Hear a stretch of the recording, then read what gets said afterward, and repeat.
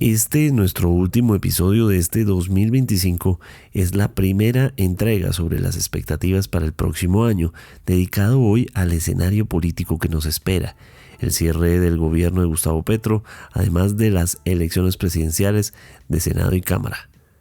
¿Cómo llegan las fuerzas políticas a la competencia? Hablamos con los analistas Pedro Viveros y Gabriel Cifuentes. Además, resumen de las noticias del día, el decreto de emergencia económica, la propuesta de un salario mínimo vital y el primer caso confirmado en Colombia de la gripe AH3N2. Hoy es miércoles 24 de diciembre. Mi nombre es Carlos Solano y este es el café de hoy de El Tiempo, deseándoles una feliz Navidad.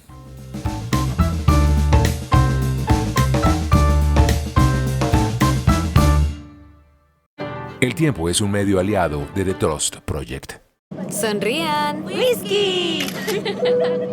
En LATAM sabemos que una tripulante que se toma un minuto para sacarte una foto puede hacerte sentir más alto. LATAM Airlines. Bienvenido a ir más alto. Vigilado Supertransporte. Al momento en el que se produce este programa, la noticia del día tiene que ver con el anuncio de las medidas, los impuestos que trae la emergencia económica del gobierno Petro, que estará vigente hasta tanto no haya ningún cambio por parte de la Corte Constitucional, que se encuentra en vacancia judicial y que después de una reunión informal virtual decidió que no va a hacer sala extraordinaria para evaluar las medidas. Entre lo que se sabe que estará en este documento es que, según analiza el gobierno, los impuestos irán encaminados a ciertos sectores sociales y económicos. El presidente Petro ha señalado que son los ricos los que serán quienes pagarán estos impuestos.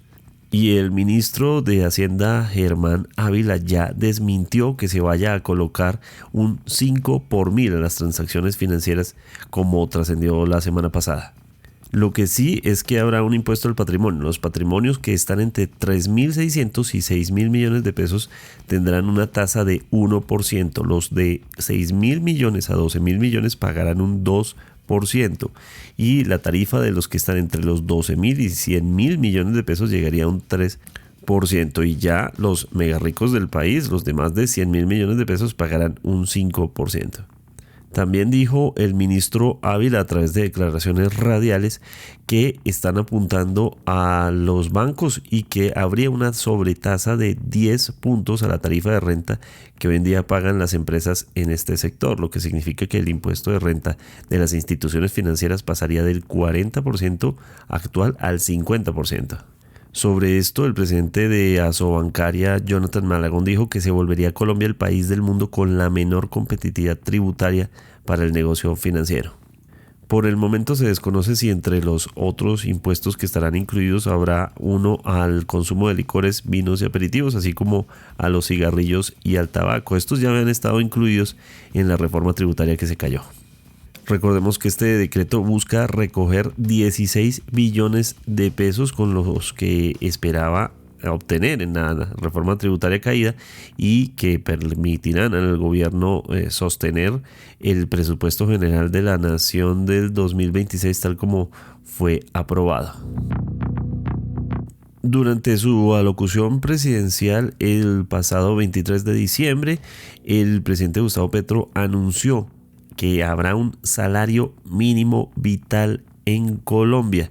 Todavía no se conoce el monto en el momento en el que se realiza este programa de lo que será el aumento del salario mínimo para el 2026. Sin embargo, el presidente insistió en la idea del salario mínimo vital. ¿De qué se trata? Salario vital, ese concepto lo metemos en el decreto. Es lo que buscamos. Según la OIT, que es tratado para Colombia, ley. Nivel salarial necesario para proporcionar un nivel de vida digno a los trabajadores y sus familias. El salario es familiar, no individual. Y eso va en el decreto. Salario vital por primera vez en Colombia. ¿Cuál es la canasta mínima vital de una familia? ¿Cuánta gente trabaja en promedio en la familia? Esos datos están, ese se aplica. y nos da el salario mínimo que vamos a decretar. Cambio, pero basado en la OIT, en la Constitución y en la jurisprudencia. En términos de la Organización Internacional del Trabajo, esto significa que el salario mínimo debe asegurar alimentación adecuada, vivienda digna, vestido, salud, educación, transporte y un margen para imprevistos y participación social. Eso no contempla exactamente cuál será el aumento del porcentaje del salario mínimo. Sin embargo, recordemos las posiciones que se encuentran sobre la mesa y que no se han podido llegar a un acuerdo. Los empresarios respaldan un incremento del 7,21% que garantizaría el poder adquisitivo de los trabajadores, según la visión de los empresarios. Por su parte, las centrales sindicales aspiran a un alza del 16% que sobrepasa la cifra de la inflación. En próximas horas, recordemos, este episodio se emite el 24 de diciembre, en próximas horas se espera conocer el aumento por decreto del salario mínimo en Colombia para el 2026. El Ministerio de Salud y el Instituto Nacional de Salud confirmaron el primer caso de influenza H3N2 subclado K en Colombia. Se trata de un caso importado asociado a un viaje internacional a los Estados Unidos.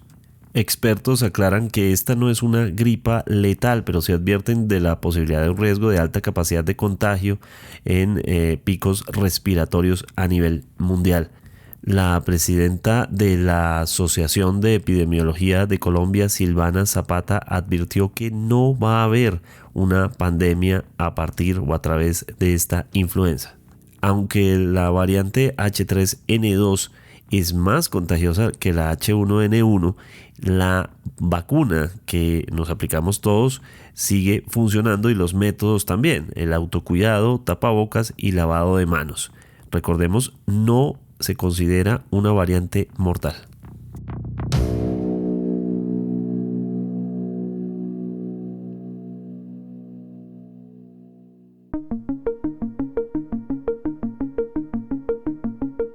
¿Cómo será el 2026 en el terreno político? Se avecina un año intenso. Hemos venido de 4 años del gobierno del presidente Gustavo Petro que han significado su apuesta por el cambio, pero el 2026 es el cierre de su gobierno, el primer gobierno de izquierda en la historia de Colombia.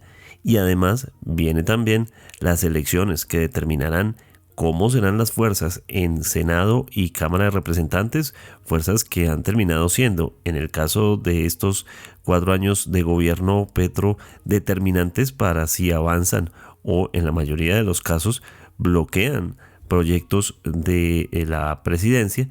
Y por supuesto viene la elección del presidente, las fórmulas presidenciales, las alianzas, los jugadores fuertes, no solo por las encuestas recientes, sino además la atención y lo que se puede medir de las redes sociales. Hoy tenemos 2 invitados de lujo, los analistas políticos Pedro Viveros y Gabriel Cifuentes. Comencemos con Pedro Viveros. Muchas gracias por la invitación. Y de verdad créame que es muy oportuno la conversación. Bueno, lo primero es preguntarle cómo ve usted el panorama electoral que se viene. Primero que todo, déjeme decirle que ninguna elección es igual a la anterior. Porque es que hay mucha gente que cae en esa frase de comparar la elección anterior con esta. Ninguna elección se parece, todas son diferentes. Y esta, por supuesto, no es la excepción. ¿Y por qué lo digo? Porque, por ejemplo, pues no teníamos el resumen que hay que hacerle y el análisis que hay que hacerle al primer gobierno de izquierda, ya no en lo que iba a hacer, sino en lo que hizo durante los 3 años y medio. Entonces, ahí ya, por ejemplo, comienza una diferencia, porque hace 4 años, pues era la expectativa de las transformaciones y las reformas que iba a hacer el primer gobierno de izquierda. Hoy ya no es eso. Hoy ya es analizar qué fue lo que hizo ese gobierno. Y eso sin duda cambia completamente el panorama. La gente hoy, si usted se da cuenta, mucha gente puede estar desencantada, y ojo con lo que le voy a decir porque a veces lo digo y choca, la gente puede estar desencantada con la gestión de Petro, pero los temas que propuso Petro en la agenda siguen vivos y siguen sin resolverle. A mí en alguna charla me decían, ¿cómo titularía eso que acaba de decir? Y yo dije, es el estallido social inconcluso. Entonces, lo que se hizo en el estallido social para que llegara el primer gobierno de izquierda, imagínese usted que los temas siguen existiendo, pero a quien pusieron para resolverlo lo hizo mal. Imagínese ya los dos giros que yo le digo y le propongo para la conversación, qué es lo que está en juego.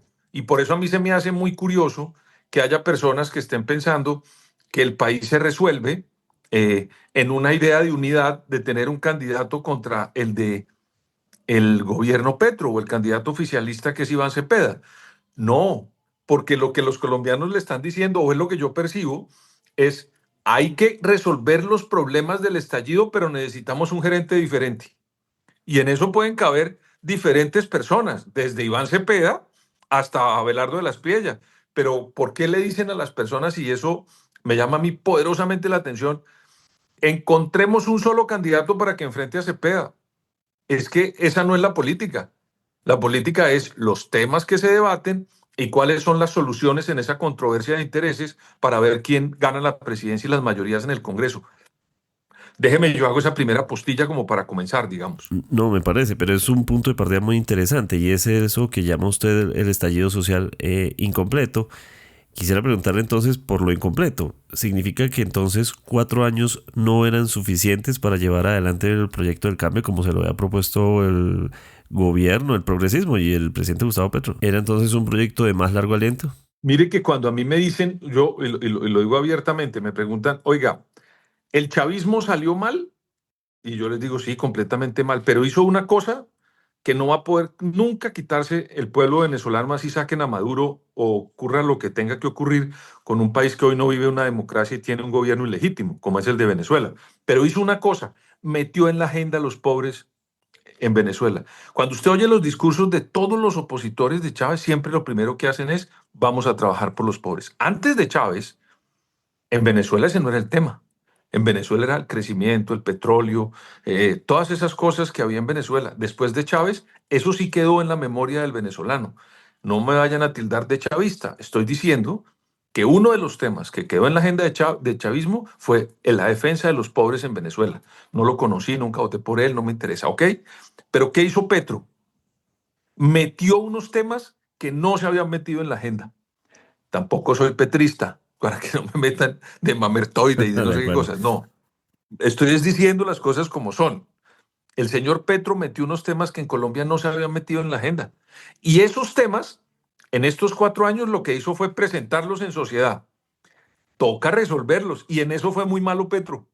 Si usted mira todos los indicadores de la gestión de Petro, en todos los aspectos se raja, menos en uno, en su popularidad que la mantiene en el 30-35%. Que eso es importante para un mandatario, ¿verdad? Pero los temas que él propuso están en la agenda. Y a mí me llama, vuelvo y repito, poderosamente la atención que la gente quiera simplemente circunscribir la campaña a el de Petro contra el de Petro. No, yo creo que aquí la gente está viviendo otros dilemas que son mucho más simpáticos. La gente quiere que le resuelvan su metro cuadrado de vida.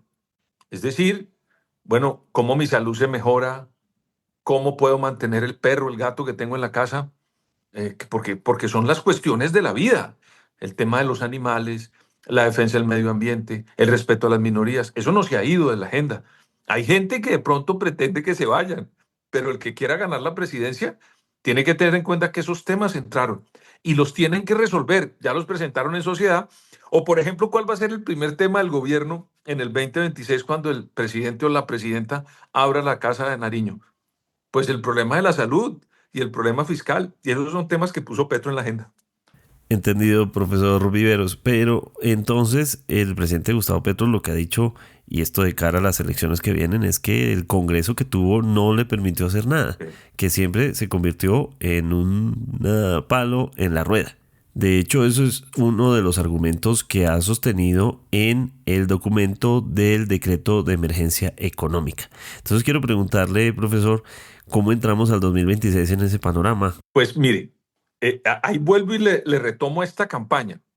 Tiene usted un presidente que presentó los temas en sociedad, pero los gerenció muy mal. Y eso la gente termina cobrándoselo. Por eso es muy difícil que alguien de su sector tenga hoy la mayoría absoluta para ganar. En la mayoría de encuestas, cuando usted pone al candidato del presidente en la segunda vuelta, se le enreda el caminado. Porque hay mucha gente que está diciendo, está bien, propuso los temas, ganó un gobierno progresista, hay unos temas que a mí me interesan, pero necesito buscar un gerente diferente porque este no funcionó.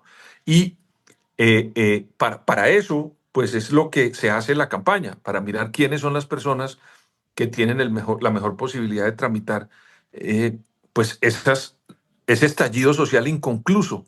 No se ha ido. Es que a mire, usted sale a la calle y habla con la gente y la gente le dice, hay unas cosas que no funcionaron. Muchos le dicen que que al gobierno no lo dejaron trabajar, pero resulta que esa es una obligación del gobierno.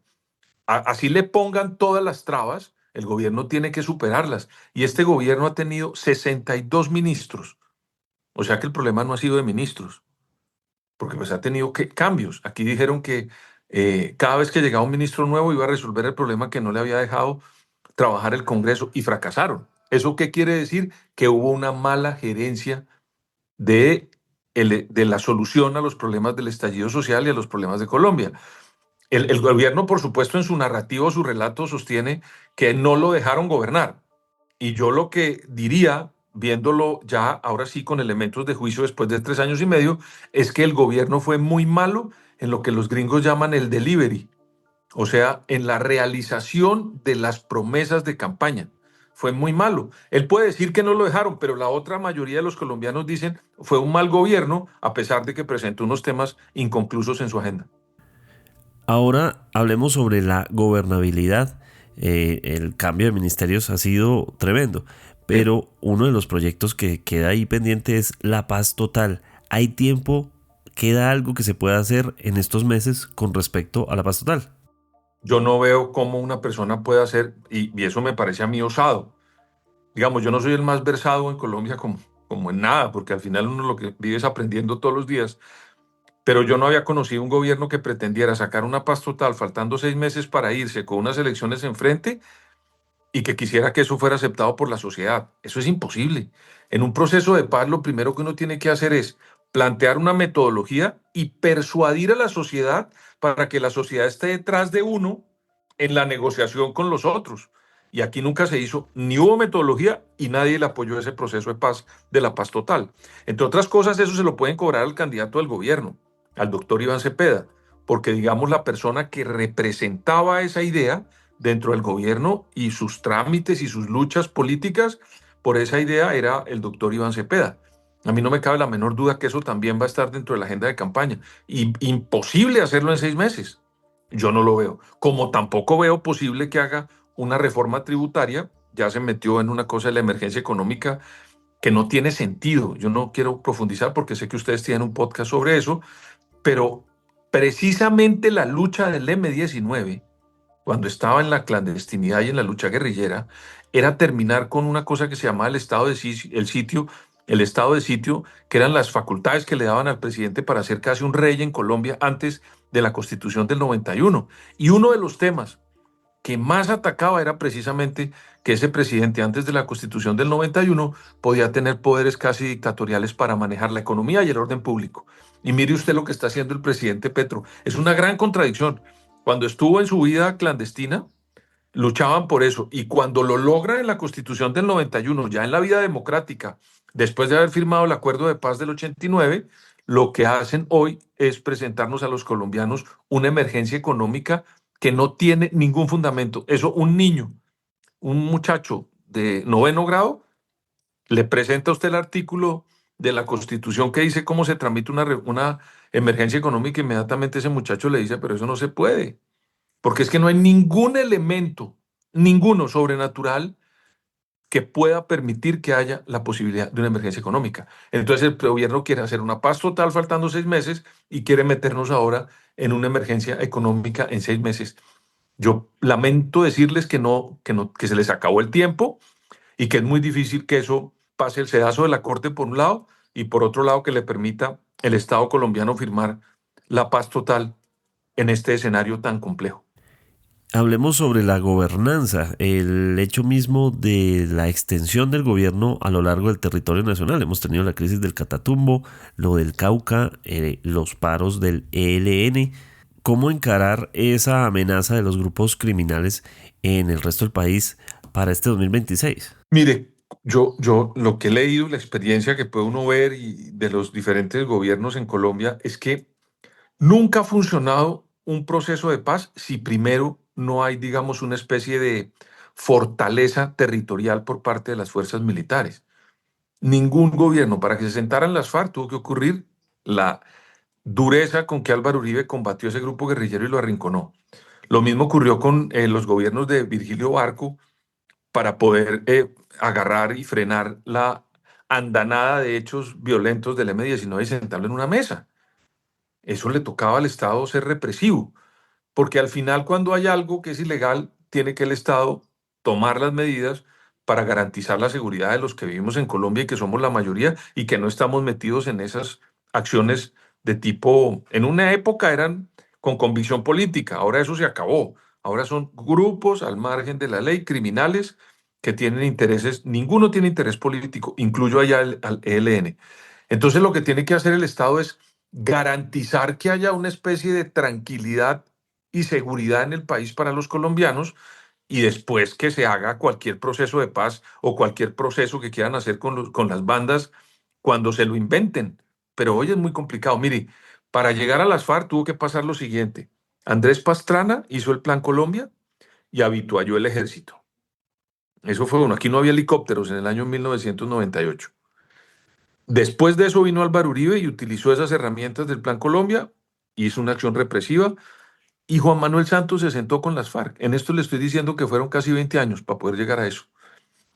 Hoy, pero ojo, las FARC estaban catalogados todavía en aquel momento como unos grupos que tenían intereses políticos. Estos señores, para sentarse a negociar con ellos, hay que inventarse otra figura que yo no sé cuál es, pero lo primero que tiene que hacer el Estado es arrinconarlos y decirles, no hay forma de que ustedes se muevan. Ya lo hizo el Estado colombiano con criminales. El presidente Virgilio Barco hizo una acción muy fuerte contra los grupos guerrilleros que continuó Gaviria y ahí terminó en un techo en Medellín el peor criminal que hubo en Colombia, que fue Pablo Escobar. O sea, cuando el Estado se mueve y quiere tomar decisiones para frenar la expansión de grupos criminales, les funciona. Yo diría que ese es un reto del próximo gobierno, tener una acción muy fuerte para en adelante inventarse algo que yo repito y voy a ser muy serio en eso. No sé cómo sea la cuadratura del círculo para proponer una negociación con la multicriminalidad. Hay que estudiar mucho, porque yo no la veo todavía, pero lo primero que tienen que hacer es actuar con el Estado para tratar de reprimir esos grupos que, le repito, en mi opinión, son todos criminales. Bueno, y volvamos al punto inicial, que son las elecciones, en los procesos electorales. Le pregunto por cómo se ve ese panorama en el que, por ejemplo, hubo una oposición a lo largo de estos años que no se veía necesariamente fuerte en su momento. También que vivió el terrible golpe que significó el asesinato del senador y precandidato Miguel Uribe Turbay. ¿Cómo entra esa oposición al 2026? Pues mire, yo creo que, por ejemplo, en la acción del Congreso, la oposición fue victoriosa, le tumbó todos los proyectos de ley al gobierno. Allá no le pasó nada de lo que el gobierno quiso. Ahí hubo una victoria. Lo que pasa es que estamos buscando quién es el salvador. A ver, quién es el que nos viene a salvar de la oposición. Eso Una no cara va a por pasar. mostrar. No, eso no va a pasar. Entre otras cosas, creo yo no sé, y lo dejo ahí como incógnita, yo no sé si fue una estrategia de la oposición o resultó así de manera fortuita. Es que si a Petro le ponen un candidato de la oposición, hace un año Petro lo destroza, porque Petro es muy bueno en el 1-1. Entonces, querían ponerle a alguien, de pronto desde hace un año ya lo había acabado, mi querido amigo, porque Petro es muy bueno en eso. Él es muy buen operador político, consiguiendo votos, persuadiendo que voten por una idea. En lo que no le ha funcionado nunca es en la gestión, ni de la alcaldía de Bogotá, ni tampoco en la presidencia de Colombia.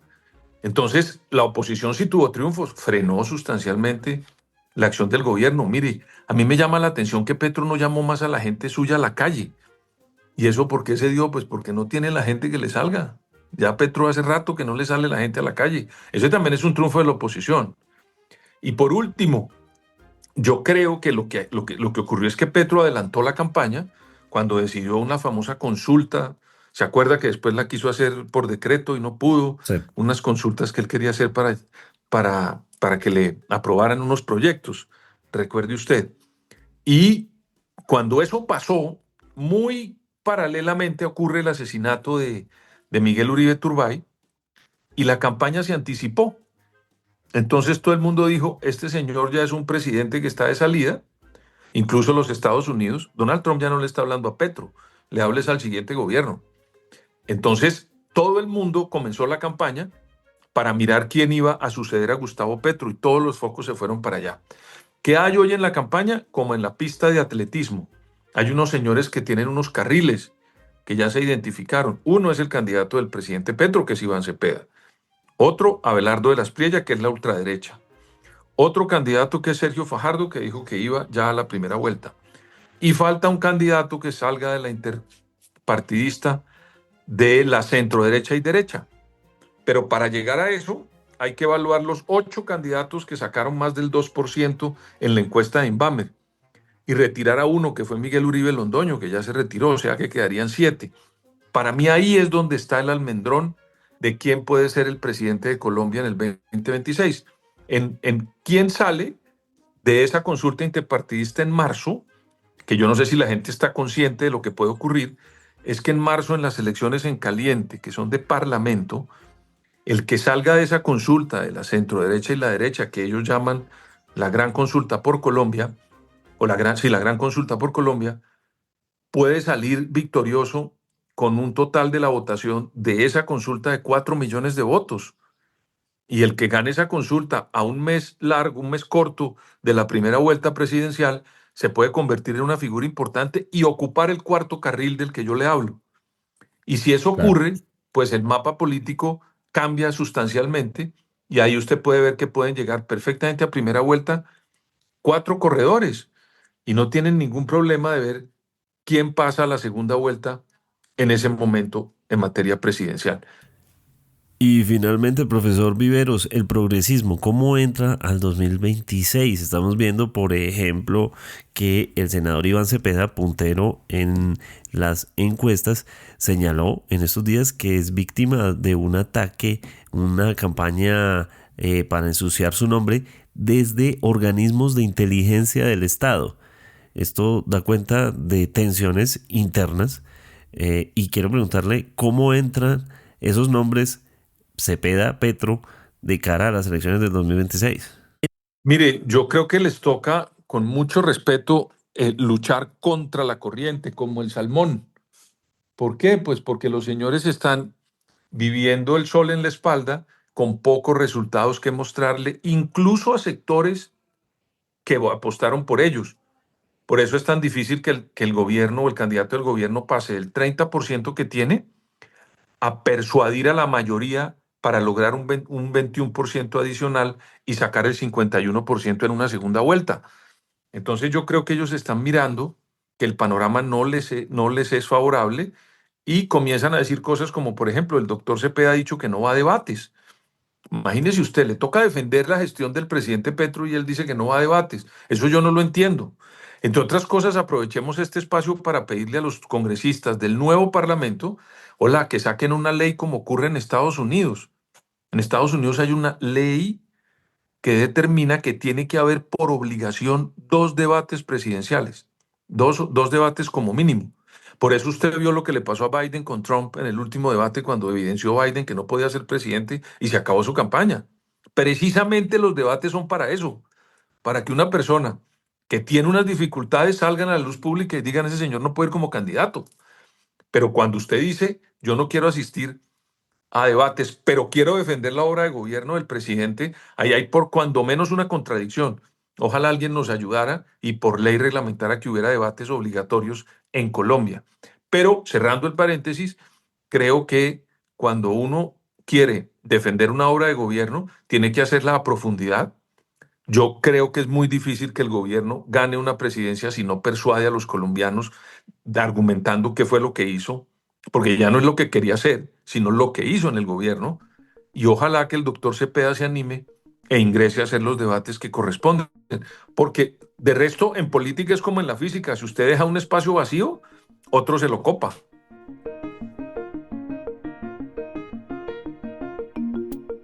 otra visión, la del analista político Gabriel Cifuentes, columnista en El Tiempo. Profesor, bienvenido. Carlos, muchas gracias por esta invitación. De nuevo, el punto de partida son las elecciones, pero también hablemos de la gobernabilidad del gobierno Petro. ¿Cómo entra para el 2026?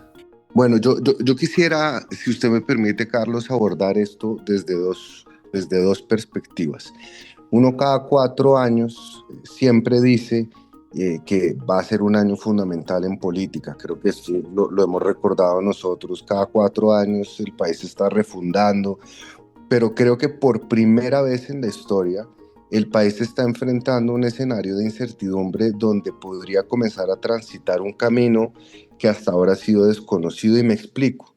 Ni siquiera en el tránsito de Santos a Duque, en donde había un tema fundamental y estructural como era el proceso de paz y que había dividido, fracturado y generado un divorcio político dentro del país, se sentía esta angustia de no saber cuál sería el futuro, independientemente de que llegue Cepeda, Abelardo, cualquiera de Colombia. Colombia, para bien o para mal, independientemente de gobiernos de más de derecha, más de izquierda, más progresistas, liberales o conservadores, en últimas descansaba sobre la idea de que el establecimiento, el establishment estaba detrás de los candidatos. Esa regla se rompió en el 2022 y parece, de acuerdo con lo que indican las encuestas y la temperatura política, que podría repetirse en el 2026 con el agravante de que podríamos nosotros estar incursionando en una senda que han caminado otros países como Argentina, como El Salvador, incluso como Chile, en donde ya vamos a comenzar a ver un péndulo mucho más vigoroso y un establecimiento menos fuerte. Y el establecimiento uno lo ha satanizado, Carlos, como algo malo, pero en Colombia ha sido en parte gracias al establecimiento que se han mantenido elecciones durante 219 años, y a pesar de crisis sociales, económicas y de orden público, ha habido un acuerdo institucional en mantener la democracia. Estamos entrando en un capítulo bastante oscuro. Y muy rápidamente, frente al segundo punto que va más hacia su pregunta, Carlos, yo creo que el gobierno va a cerrar con por lo menos 6 crisis que le va a heredar al próximo gobierno, independientemente de cuál sea su bandera, y eso de cierta manera va a determinar y va a implicar que quien entre al Palacio de Nariño el 7 de agosto lo va a hacer con las manos atadas a la espalda. La crisis de la salud, que estamos a puertas de que se reviente el sistema, la crisis energética, por primera vez en 40 años, hay riesgos de apagones, hay riesgos de autosuficiencia y abastecimiento del gas, la crisis de orden público, una crisis de asuntos exteriores, una crisis diplomática muy acentuada, una crisis política y social muy profunda. Entonces, el próximo gobierno, y este gobierno va a cerrar con 6 grandes crisis. Algunas de ellas son producto natural de políticas equivocadas y no pueden ser atribuibles exclusivamente a este gobierno, pero lo que sí le es atribuible a este gobierno es que no fue efectivo en el manejo de crisis y va a dejar el país con más crisis de las que recibió. Y esto con un agravante, y es que la peor crisis es quizás la crisis fiscal, en donde no solo va a haber un gobierno con muchos problemas, sino que no va a tener la caja para resolverlos. Y yo creo que ese es un poco el escenario en donde se van a jugar las elecciones. Las narrativas de unos van a ser acusar al gobierno, las narrativas del gobierno será acusar al establecimiento y a la clase política tradicional que no le dejó hacer lo que el mandato popular le había ordenado, y en esas narrativas y en esas contradicciones, si se quiere, pues se va a dar el marco de una campaña política muy polarizada y con un destino incierto para Colombia. Profesor Cifuentes, el gobierno está haciendo algo que probablemente es inédito, y es que habitualmente se cree que el último año no se puede hacer nada, que ya estamos en elecciones y que no hay forma de que salgan proyectos, que nadie los va a votar. Sin embargo, el gobierno Petro insiste, tiene pocos meses y todavía tiene pendiente resolver la reforma a la salud, temas de paz. temas laborales, en fin, además del decreto de emergencia económica y muchos otros proyectos que hacen pues que el gobierno esté trabajando y trabajando constantemente. ¿Es posible que esperando que comience el nuevo año logre sacar en tan poco tiempo esos proyectos de su agenda? Absolutamente no, pero creo que además hay como un ingrediente adicional para analizar eso que usted bien menciona. Y es que es un gobierno que propuso una agenda legislativa muy ambiciosa desde el principio. Es decir, la primera legislatura, que es la luna de miel con el Congreso, el gobierno tenía 32 reformas estructurales entre estatutarias, actos legislativos y reformas de gran calado. Y tenía además una mayoría en el Congreso que llegaba al 60-65%.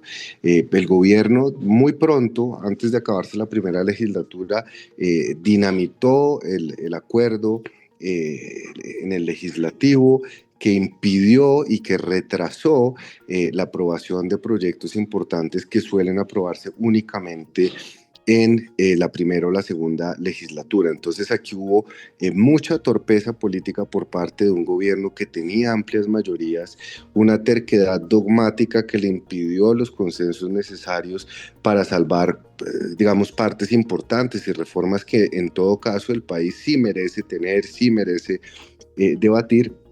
Y cuando se dio cuenta, no que había un golpe blando, porque en todo caso el gobierno pasó la tributaria más ambiciosa que ha tenido el país, la ley de paz total, el Plan Nacional de Desarrollo, es decir, el gobierno no solo tuvo derrotas, lo que pasa es que en la narrativa, ante la incapacidad de avanzar como había planeado en la aprobación de su agenda legislativa, comenzó a inocular el mensaje de que estábamos frente a un golpe blando, y esa narrativa se alimenta únicamente insistiendo en proyectos que, aún sabiendo el gobierno que no va a pasar porque no tiene mayorías, porque no hay ambiente político, le sirven de comodín para echarle la culpa al Congreso de las múltiples crisis que se están presentando. El ejemplo clásico, la reforma a la salud, donde es absolutamente imposible desde un punto de vista político y matemático que le pasen la reforma al gobierno, pero eso le sirve de caballito de batalla para decir que la crisis es una crisis que venía de antes y que no se ha podido resolver por culpa de un Congreso que no le ha aprobado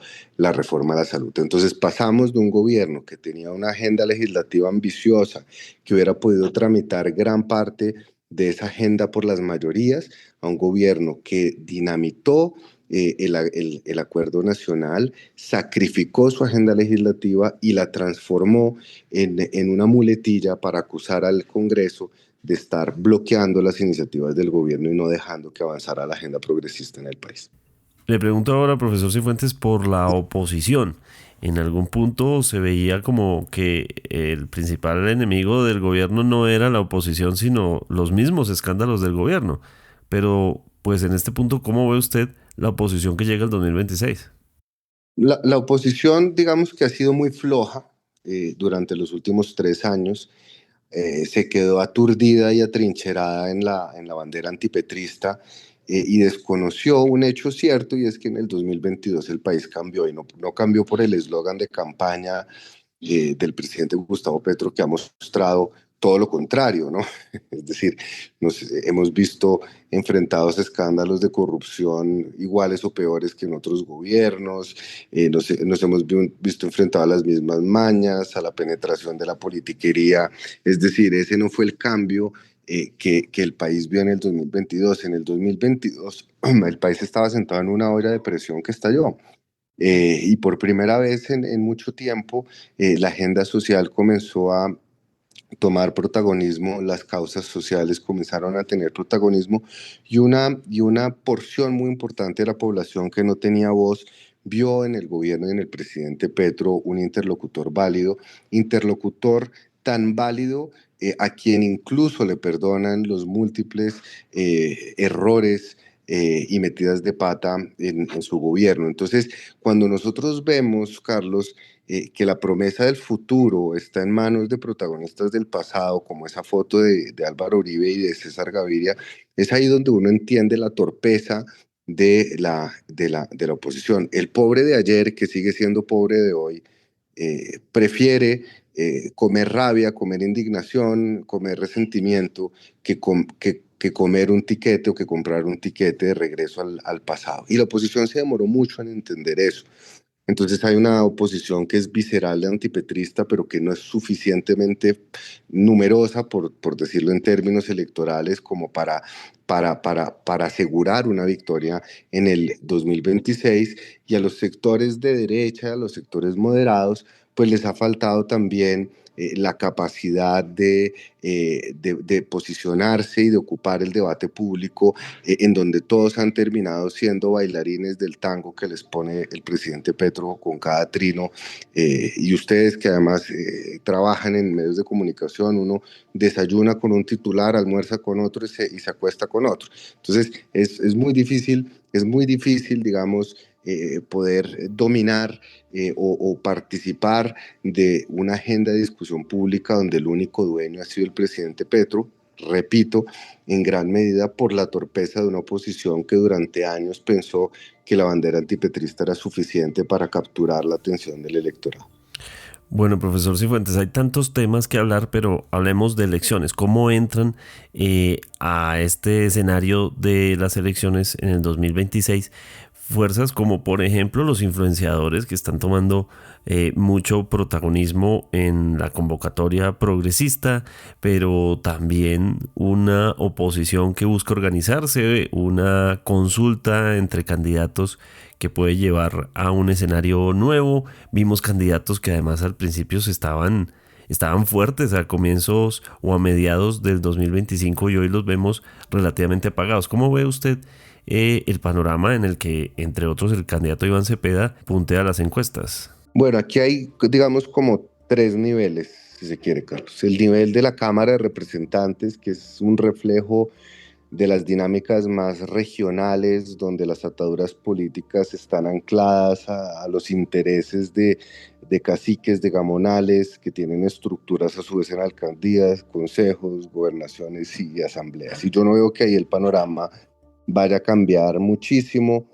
Se le ha hecho mucho ruido a los influenciadores, pero si uno lo mira en la lista de 187 representantes a la Cámara, yo no creo que lleguemos a la tercera parte o una parte suficientemente significativa como para decir que los influenciadores van a ser el gran fenómeno. Claro que sí, van a llegar, van a hacer mucho ruido, no necesariamente un ruido bueno, pero digamos que en la Cámara de Representantes las estructuras de poder regionales se van a seguir haciendo sentir. Entonces, por ahí la distribución política, que además no es clara en términos ideológicos. Uno puede tener conservadores votándole al gobierno del presidente Gustavo Petro, liberales votando de un lado, del otro. Entonces, hay más que una distribución ideológica de fuerzas, hay una representación política de la realidad regional, y ese es como un primer renglón. Después vamos a tener un Senado que va a tener una particularidad, a mi juicio, en donde vamos a tener dos fuerzas políticas muy marcadas, y no es una coincidencia que esas dos fuerzas políticas marcadas se construyan a partir de listas cerradas, procesos distintos. El proceso de la izquierda fue un proceso democrático con las consultas de octubre, pero en todo caso tiene una modalidad de lista cerrada, lo cual le da un cierto cierre y coherencia ideológica y propósito a ese partido, y ahí probablemente el pacto histórico va a mantener su cuota de poder o incluso aumentarla, y por el otro lado el revivir del Centro Democrático en Senado también con lista cerrada, lo cual implica obediencia al líder natural del partido, control ideológico y de posturas. Es decir, todos los que están ahí le van a deber la curul al expresidente Uribe, y en ese sentido van a seguir funcionando como un partido muy organizado, muy juicioso, y que se mueve al son de esa voz natural. Y en la mitad vamos a tener una distribución de partidos tradicionales y nuevos movimientos, en donde es poco claro cuál va a ser el standing político porque dependerá mucho también de las presidenciales, pero sin lugar a dudas el Partido Liberal, el Partido Conservador, el Partido de la U, Cambio Radical, van a mantener una cierta distribución de fuerzas. Ya donde vayan a estar parados dependerá de las coyunturas. Obviamente no estarán Cambio Radical y el Partido Conservador difícilmente estarán o harán parte del gobierno si es elegido alguien como Iván Cepeda, aunque cosas se han visto en el pasado. Y finalmente pues están lo que más atrae, lo que más llama la atención, que son las elecciones a la presidencia, donde lo que hemos visto son ciclos, ¿no? Olas con espumas, picos y valles. Una candidata como Vicky Dávila, que tenía que iniciar muy pronto su campaña porque no tenía una trayectoria política, pues hoy ya está prácticamente que desahuciada. Creo que la última opción que vio fue en la consulta como una forma de revivir. Está la creación de esta consulta, la gran consulta por Colombia, que reúne a líderes que en las encuestas no marcan más del 1 o 2% y que sumados, digamos, empatarían con una figura como Sergio Fajardo. Pero paradójicamente, Carlos, esta gran consulta que puede sobre el papel estar bien diseñada, que puede generar emociones favorables, que puede mandar un mensaje de unidad, de respeto a las reglas democráticas, a la solidaridad, lo que puede terminar haciendo es rompiendo esos sectores de oposición moderada y fraccionando el voto entre quien resulte elegido de la consulta y una opción que a todas luces, según las encuestas, es la más viable de los sectores moderados, que es Sergio Fajardo, allanándole el camino a alguien como Abelardo, que en las encuestas perdería con Iván Cepeda. Entonces hay, digamos, como un cúmulo de emociones y estrategias encontradas, donde lo único que es cierto es que la izquierda está mucho más consolidada alrededor de la candidatura de Iván Cepeda, no porque no puedan cambiar las cosas con una consulta, la gran consulta del pacto, pero hay, digamos, más claridad frente al rol de Cepeda como líder natural de la izquierda, mientras que la derecha hay todavía una pelea entre los más extremistas en cabeza de Abelardo y un gran sector de tecnócratas y políticos decentes y de trayectoria en la oposición moderada, pero que pues se canibalizan y se van a terminar comiendo los mismos votos. Así que si bien, Carlos, en política una semana es largo plazo y todo puede pasar de aquí al 8 de marzo, va a ser muy interesante ver el comportamiento de las consultas, si la gente va a salir a votar de forma estratégica, por ejemplo, salir a votar la consulta del pacto histórico para bajar a Cepeda y subir a Roy, que es mucho más moderado, o incluso si esta consulta del gran pacto por Colombia, donde están Cárdenas, Luna, Oviedo, Vicky, Paloma, en fin, que además, y con esto voy cerrando, Carlos, es chistoso, porque esa consulta inauguró el petroduquesantismo, ¿no? el Uribe-duquesantismo. O sea, ahí hay exministros de Santos, de Duque, la candidata de Uribe, algo que era impensable, que era unir personalidades políticas tan diversas, están ahí metidas en una misma bolsa. Eso va a tener unas dificultades más adelante. Ahorita está la fugia y la emoción de la noticia, pero ahí hay temas desde un punto de vista de políticas, de ideología, que no me parece tan claro que sean tan fáciles de concertar. Y va a ser muy interesante ver el juego de las consultas el 8 de marzo, porque eso nos va a dar un primer puntazo y va a medir la temperatura de lo que será la primera vuelta. Y si se repite un escenario como en el del 2022, donde hay un candidato fuerte de la izquierda y la dispersión de la derecha, lo que hace es abrirle paso a un outsider, que en este caso es Abelardo de la Espriella, así no vaya a terminar teniendo la fuerza necesaria para llevarse la presidencia.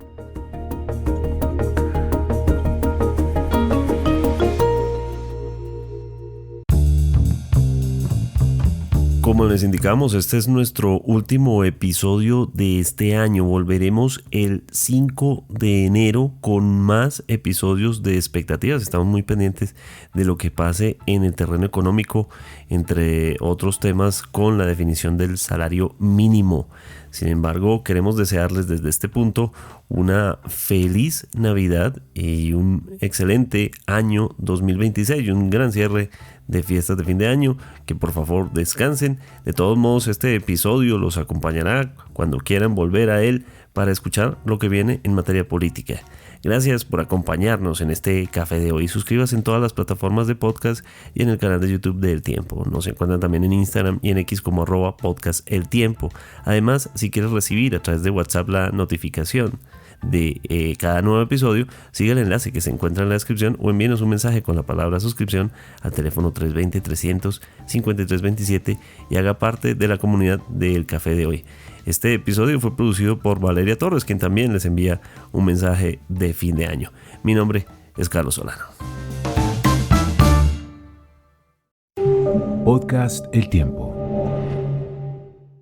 Sonrían. ¡Whisky! En la TAM sabemos que una tripulante que se toma un minuto para sacarte una foto puede hacerte sentir más alto. La TAM Airlines. Bienvenido a ir más alto. Vigilado Supertransporte.